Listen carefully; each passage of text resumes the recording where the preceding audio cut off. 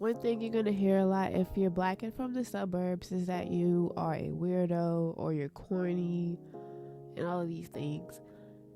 I hate those words. I hate being called a weirdo or corny and all of those things because it's literally a trigger word for me now because I'm not from the hood. I'm a black girl who's not from the hood. I never been in a fight in my entire life. I don't like conflict for one thing, but I don't like arguing. Anytime I'm with somebody who's from the hood, they're so used to arguing that even when I tell them that it is possible, because this has happened to me like yesterday, it is possible to be in a relationship. I was having a conversation with somebody from the hood, and they were saying, because we was watching The Breakfast Club, and they were saying that it's possible to be in a relationship and not argue. And I agreed. I've been in a relationship where I never argued before. And I was going back and forth with this person about that because they didn't believe it was even possible to be in a relationship and not argue. Because they're from the hood, and anytime I'm around people from the hood, they yell, they're argumentative, they're loud, but it's natural to them. To me, it's just like, why are you being so loud? But to them, it's normal. They're like, what are you talking about? So, I don't know. I just always felt like an outsider when it comes to being around people who are from the hood. They always make me feel like the outsider, the weirdo. Because I grew up culturally different, even though I'm black. I grew up around a majority white and Asian communities. So, and I grew up sheltered. My parents, they sheltered us. We lived on military bases our whole lives. I remember when I was in middle school, when I had just reached middle school, is when I started to I was curious about hip-hop culture and all of those things because we didn't grow up around all of that. Even though we're black, it's like, I don't know if our parents were purposely trying to keep us away from that culture, but I wanted to learn about it on my own because I'm black, and I always thought the black kids was cool that was from the hood. When I was growing up, I always thought they was cool. I would always try and fit in with them. Whenever I did see somebody who was from the hood, or when I would go visit the hood or go to a school that was in the hood for a little while, because I'm a military brat, so we moved around a lot. And often I think twice I went to a school in the hood.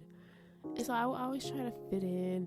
I would always try to figure out what the latest trends are. I remember when ice cream jackets was a thing.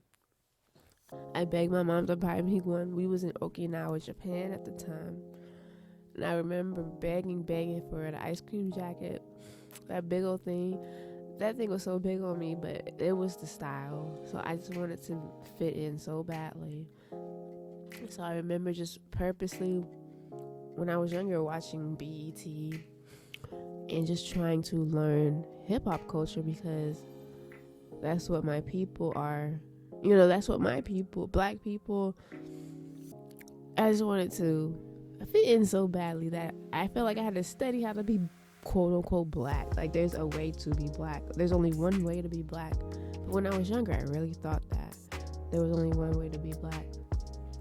And I was tired of getting picked on for being too white girly or corny or whatever, even though that's just who I am. So a lot of who I really was suppressed growing up, a lot of it. Even to this day, sometimes I suppress part of myself when I'm around black people who are from the hood because, like, for example, if I'm in the car and I want to listen to something I want to listen to, I'll even be the driver and everything. The driver usually has control over that, what the music is playing for the most part. And still, for some reason in me, in those situations, I will play what I think they want to hear, like rap music. And I like rap music too, don't get it twisted. But I also like other types of genres that I feel like I can't play in the car with them. Because if I do, they'll be like, why is this white girl music on? Or, turn this music off. Or it'll be something like that. So when I was younger, that used to make me feel like kind of corny a little bit. Like I'm not cool enough. They will even make jokes about not being cool enough, or I'm corny, or I'm too white girl, I'm too whitewashed. I hang out. I'm a, the corny jokes that they make when you're from the suburbs. And so it really bothers me when people be like I'm a weirdo and stuff. To this day, it's a trigger word. I feel more comfortable in diverse spaces. The job I currently work at now is a mixing pot of Asian, Black, white, Latino. So I even recognized that when I was at a HBCU that I thrive better in diverse spaces. When I was at a HBCU, I felt like a outsider for real. I had a group of friends that I hang out with, but even then, with them, a lot of the times I didn't feel like I fit in with them. They just included me because they loved me and everything, but when it comes to certain jokes and things, I just couldn't relate to a lot of it. So I always felt like the outsider of the group. I strictly went to a HBCU for 2 reasons. For one reason was to follow behind some boy that I'm not even with anymore. But also because I wanted to actually go to an all-black school just to experience what it's like to be around people that look like me. And me being naive at the time, not knowing that just because you're black, there's still a cultural difference if you grew up a certain way. And so they will treat you as such a lot of the times. Like, I really try to fight hard to fit in. I felt like I never fit in anywhere, in any spaces. And maybe a part of it had to do with me being an exotical as well with the females. Because I never really was able to make friends with females. Men, I always got male attention. That's different. That's not what I'm talking about here. I'm talking about making friendships and fitting into groups and things. I tried to join certain groups when I was in college. Like, what did I join? It was a couple of groups, but I remember I ended up joining a sorority, I call it a sorority, but it's really, I don't know if you guys know what an iota sweetheart is, but that's what I am. So basically the frat Iota Phi Theta, we are their sweethearts. And I became a sweetheart in college.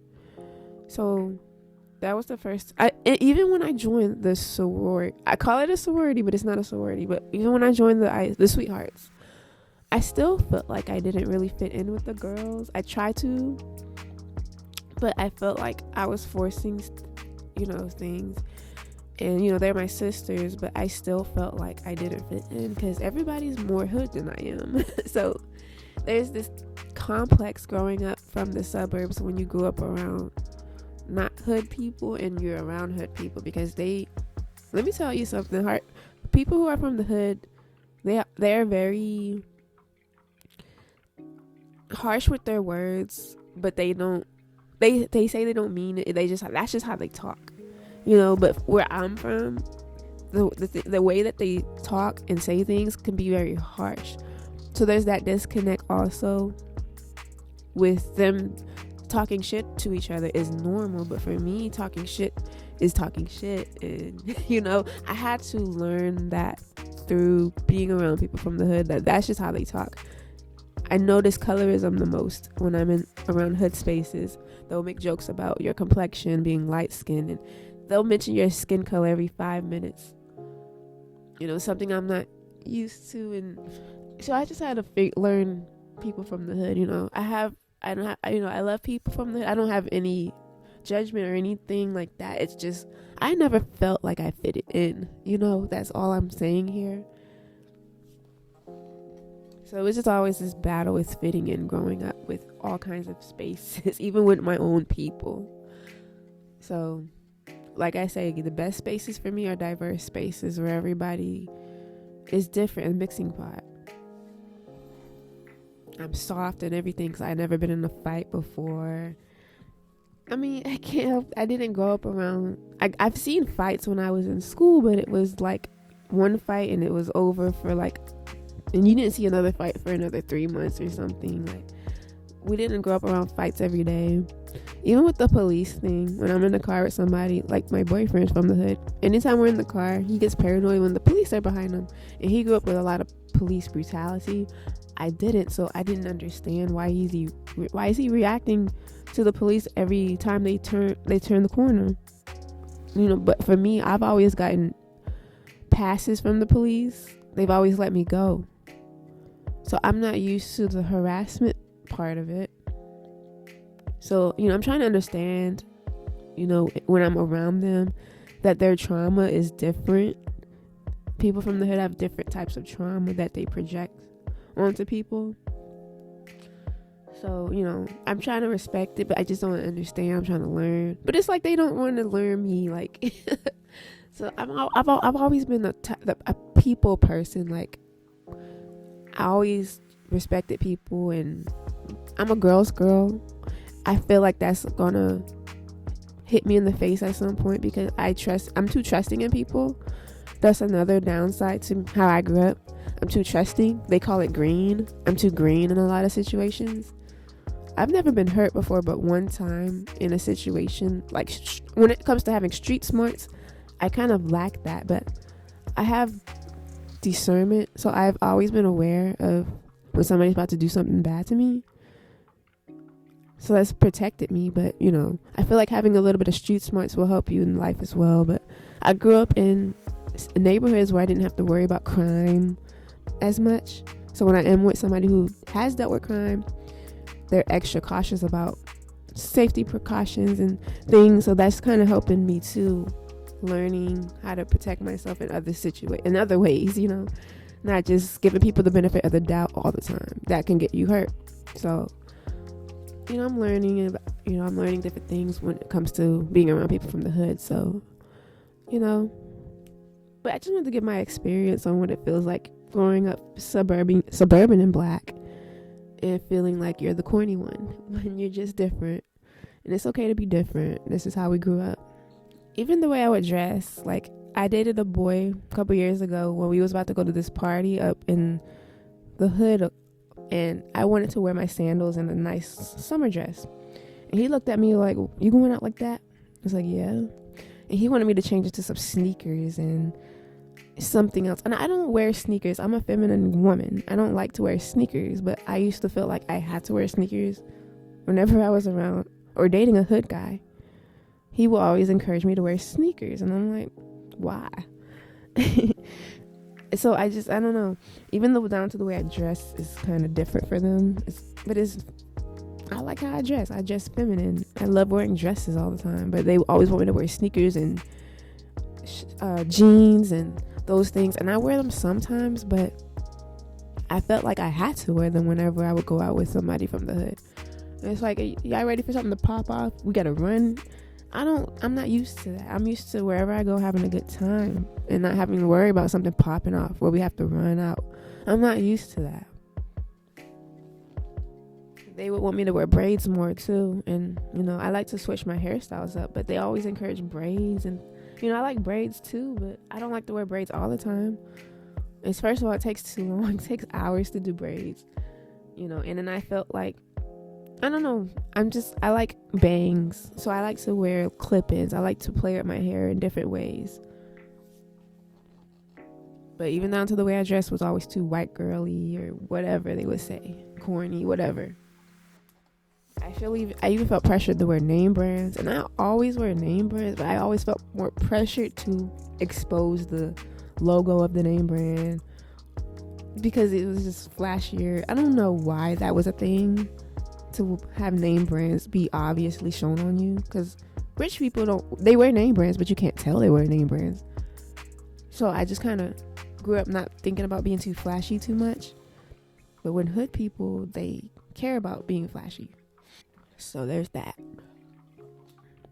But let me know what y'all think in the comment section about this, and I'll talk to you guys next time. Do y'all know what I'm talking about? Do y'all know what it feels like? My suburban black people, where y'all at? Let me know in the comments, and I'll talk to y'all next time. Thank you for listening.